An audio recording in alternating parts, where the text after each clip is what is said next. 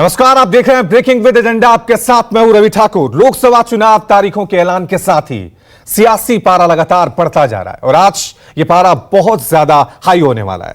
दरअसल एक तरफ पीएम मोदी से चुनावी शंखनाद होगा तो दूसरी तरफ दिल्ली के ऐतिहासिक रामलीला मैदान में विपक्षी दलों का इंडिया गठबंधन मेगा रैली आज होने जा रही है। यानी लोकसभा चुनाव के ऐलान के बाद एक तरफ से एनडीए और इंडिया गठबंधन के गुटों के बीच यह पहली सियासी फाइट होगी।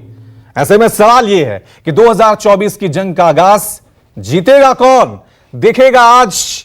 इसी मुद्दे को लेकर हम आज अपने शो में चर्चा करेंगे। खास पैनल हमारे साथ जुड़ा और मेरे सहयोगी दिल्ली और मेरठ से रैली स्थल से जुड़े हुए हैं। इनके साथ चर्चा शुरू करने से पहले आपको सुनाते हैं सत्ता पक्ष और विपक्ष का क्या कुछ कहना है।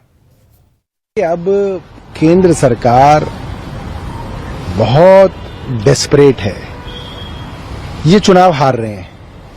अब इनके पास एक ही तरीका है कि अपोजिशन पार्टी के नेताओं को जेल भेजा जाए, अपोजिशन पार्टी के बैंक अकाउंट्स को किसी भी तरीके से सील किया जाए और पैसे के बलबूते पे एक तरफा चुनाव लड़ें, जिसमें सिर्फ भारतीय जनता पार्टी चुनाव लड़ रही हो, मैदान में और कोई ना हो, सब लोग जो हैं जेल में हो, अकाउंट फ्रीज हो। इस तरह से नहीं चलता। पूरा दुनिया आज भारत सरकार के ऊपर थू थू कर रहा है। 10 साल में हमारे युवा बेरोजगारी देखिए, महंगाई देखिए, आर्थिक विषमताएं देखिए, सामाजिक ध्रुवीकरण देखिए, राजनीतिक तानाशाही देखिए, देश देख रहा है। ये बिल्कुल 10 साल का नाटक, 10 साल का ड्रामा। लोग परेशान हैं, पीड़ित हैं और छुटकारा चाहते हैं। यूपीए के ज़माने में भी मैं आपको याद दिला दूं, 2004 का जो कॉमन मिनिमम प्रोग्राम था वो सरकार बनने के बाद बना। किसान न्याय, नारी न्याय, युवा न्याय, श्रमिक न्याय और हिस्सेदारी न्याय को लेकर हर न्याय के संदर्भ में हमने 5 गारंटी दी हैं। 400 पार का नारा उनका मुंह है, वो तो बोलेंगे। उनके मुंह से जो मन में आए वो बोलें, उससे हम लोगों को कोई फर्क नहीं पड़ने वाला है। आज स्थिति ये आ गई है, इस तरह की कार्रवाई अगर कर रहे हैं, जिस हिसाब से तोड़ना, डराना, धमकाना, जेल भेजना, तो ये साबित हो गया है कि ये लोग डरे हुए हैं। 400 क्या, इन लोगों को 150 भी बड़ा मुश्किल से ही आएगा। हम लोगों के मालिक तो जनता है, मतदान में इनको चोट करे, यही हम लोग चाहते हैं। बहुत इंटरेस्टिंग है कि ये रैली कहाँ हो रही है। ये रैली वहीं हो रही है जहां पे मुझे लगता है आज से कोई 12-13 वर्ष पहले रामलीला ग्राउंड में अन्ना हजारे जी ने एक आंदोलन चलाया था। उस आंदोलन में श्री अरविंद केजरीवाल जी भी भाग ले रहे थे। उस समय सत्ता में कौन सा राजनीतिक दल था? कांग्रेस पार्टी का राज था। और ये क्या चाह रहे थे ये लोग कि ये भ्रष्टाचार से और भ्रष्टाचारियों से मुक्ति मिले। तो सियासत का आज सुपर संडे है। चुनावी प्रचार का या चुनावी जंग का आज शंखनाद होने जा रहा है। चर्चा की शुरुआत करते हैं। तमाम राजनीतिक मेहमान और मेरे सहयोगी चर्चा में हमारे साथ शामिल हैं। बीजेपी की तरफ से चर्चा में शिवम त्यागी शामिल होंगे, कांग्रेस की तरफ से विक्रम लोहिया हैं, आम आदमी पार्टी को सिद्धार्थ शर्मा रिप्रेजेंट करेंगे, आरजेडी की तरफ से चितरंजन गगन है और एलजेपीआर की तरफ से कुमार सौरभ इस चर्चा में हमारे साथ शामिल हो। मेरे 3 सहयोगी हमारे साथ बने हुए, कांग्रेस ऑफिस से संजीव त्रिवेदी हमारे साथ बने हुए हैं, प्रशांत देव मेरठ से जहां आज प्रधानमंत्री मोदी रैली करने जा रहे हैं, और ऋषिकेश रामलीला मैदान से हमारे साथ बने हुए जहां आज इंडिया अलायंस की महारैली होने जा रही है। शुरुआत ऋषिकेश में आपसे ही करूंगा क्योंकि आज दोनों तरफ से कह सकते हैं चुनावी जंग की शुरुआत होने जा रही है। इंडिया अलायंस इस रैली के जरिए कोशिश कर रही है एकजुटता दिखाने की, अपना शक्ति प्रदर्शन दिखाने की, और नैरेटिव क्या होगा, क्या मैसेज इंडिया अलायंस की तमाम पार्टियां, नेता आज जनता तक पहुंचाने की कोशिश करेंगे। किस तरह की तैयारी, क्या माहौल आपको वहां पर दिख रहा है ऋषिकेश?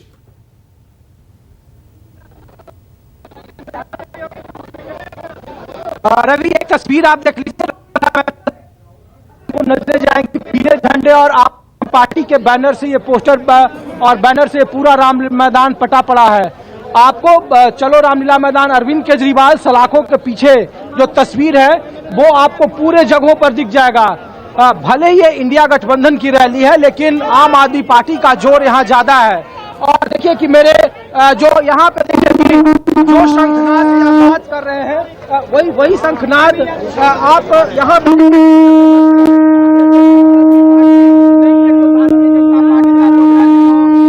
कार्यकर्ता हो, इस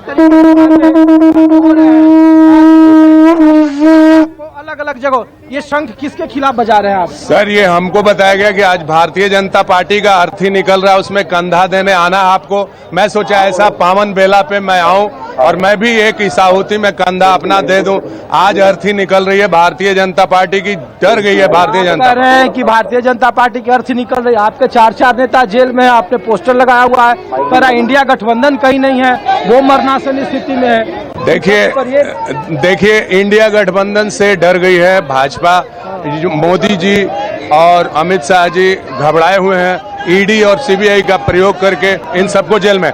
आज पूरे शिक्षा का क्रांति मनीष सिसोदिया है, 1 साल से ऊपर जेल में है। संजय सिंह अडानी अंबानी के खिलाफ बोलने वाला एक ही आदमी पूरे संसद में, संजय सिंह, उसको जेल में डाला हुआ है। सत्येंद्र जैन जिसने हेल्थ क्लिनिक बनाया वो जेल में। अरविंद केजरीवाल को भी बताइए आप, ये मैं भी केजरीवाल है, केजरीवाल सलाखों के पीछे। बिल्कुल बिल्कुल सलाखों के पीछे जिस तरह से इनको ईडी और सीबीआई और इनकम टैक्स के द्वारा राजनीति के समय में जेल में डाला जा रहा है, ये बहुत ही दुर्भाग्यपूर्ण है। देश को तनाही से बचाना है। देखिए तो रवि, एक तस्वीर आपको मैं सामने के दिखा रहा हूँ कि लोकतंत्र बचाओ रैली है, जिसमें मेन फ्रंट जो स्टेज है वहां पे अरविंद केजरीवाल सलाखों के पीछे हैं और इस तरीके के पूरा मॉनिटर पूरे रामलीला मैदान में लगाया गया है।